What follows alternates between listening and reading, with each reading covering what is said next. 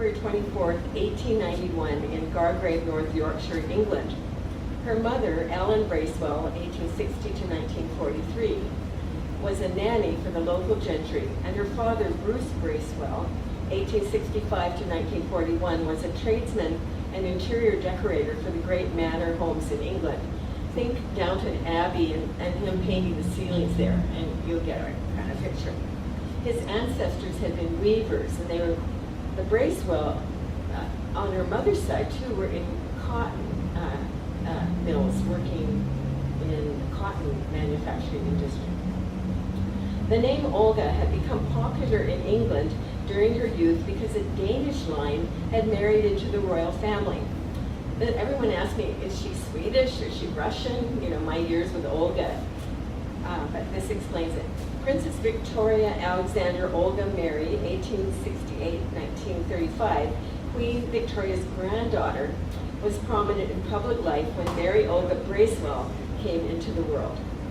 Olga was somewhat delicate as a child in England, suffering from a disorder of the eyes. Through her mother's connection, she was admitted to a children's hospital in the Yorkshire countryside where she lived outdoors for long periods, relatively free from the pressures of school. Her eyes eventually healed, and it was during this time that she developed her appreciation for nature. She also was a poet and a painter and a singer. She did calligraphy, she was a herbalist, and a professional astrologer. So she was very multi-creative. She loved reading, showing an early talent in music, and possessed a clear and pure soprano voice. She attended various schools in the suburbs of Birmingham until the age of 14, when she won a scholarship to Aston Pupil Teachers Center for 3 years, intending to become a teacher.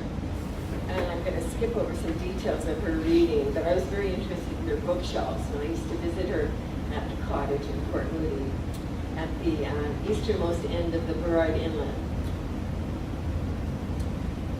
As a child, she attended prayer meetings, and she was involved with the Wesleyans, the Methodists. Her family were Wesleyan Methodists, if you know anything about that tradition.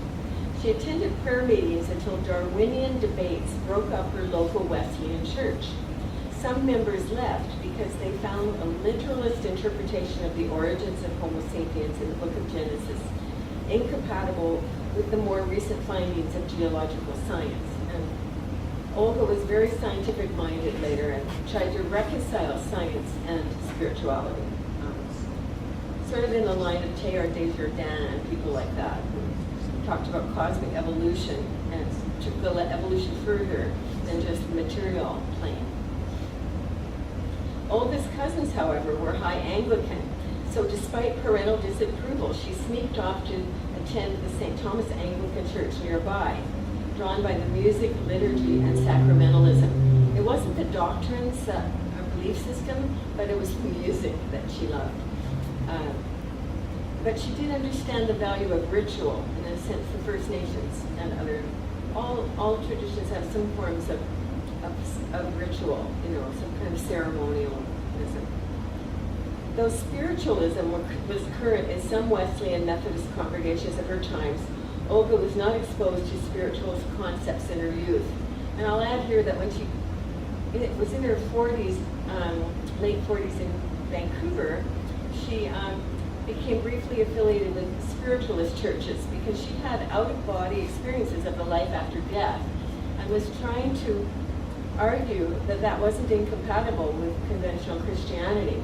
But her ideas were not well received at the time, so it was only among the spiritualists that she could talk about her experiences of having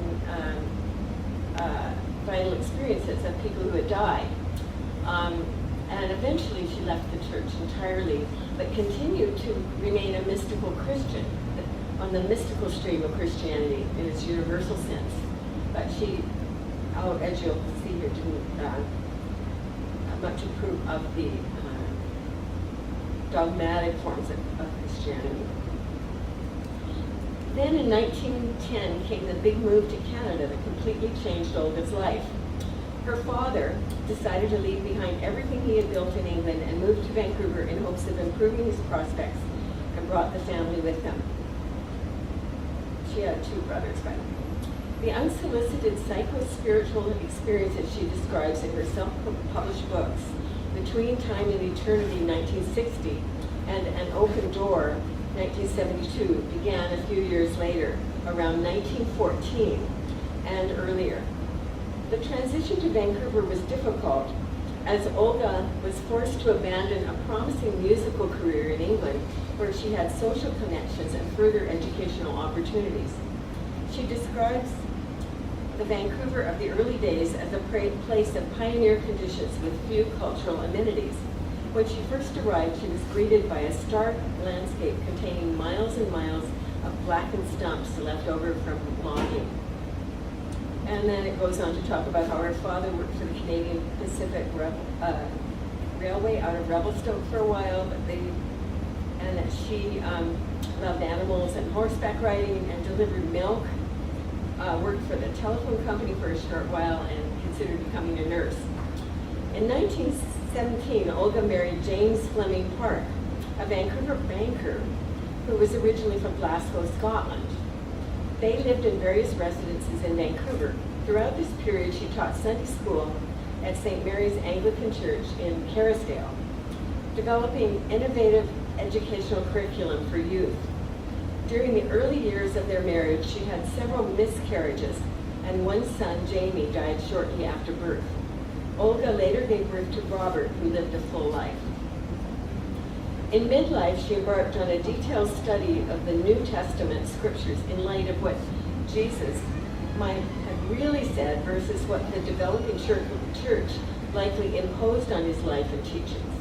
And this is what now more liberal theologian scholars have done. I see her as ahead of her time in that, really trying to, like on a detective hunt, to figure out what was imposed later and what he might have been like as a itinerant prophet, Jewish prophet. Eventually she left the church because of her sense that much of what she called the churchianity of her times was not in alignment with the actual life and teachings of Jesus. Her parents retired in Wannock, BC. I've been to their graves there and found them in a small cemetery, where she used to visit them in the days when a journey to what are now the suburbs was a major undertaking. After her husband's death in 1959, she lived with her son and daughter in South Vancouver. In 1964, she moved out of her son's home to a small one-room cottage in Port Moody, and I visited her there for the first time in 1969 as a young graduate student who was up at SFU doing my master's degree.